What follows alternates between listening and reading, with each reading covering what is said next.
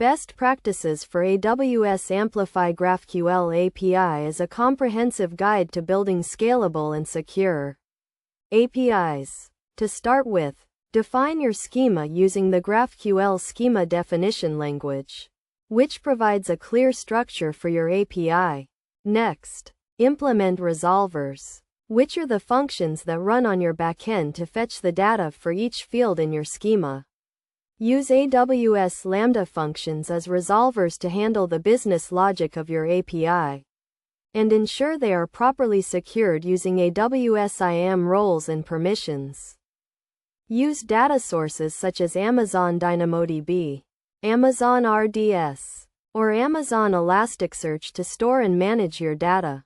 Make sure to use environment variables to manage the configuration of your data sources, and avoid hardcoding sensitive information. Implement authentication and authorization using AWS Amplify Authentication, which provides a built-in authentication system that integrates with your GraphQL API.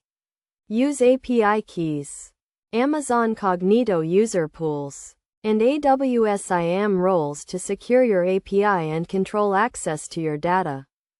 Use resolvers to validate user input and ensure that only authorized users can access and modify data. Implement error handling and logging to handle errors and exceptions. And use AWS CloudWatch to monitor and debug your API. Finally, use AWS Amplify CLI to deploy and manage your GraphQL API. And take advantage of features such as automatic code generation, testing, and deployment. By following these best practices, you can build a scalable, secure, and maintainable GraphQL API using AWS Amplify.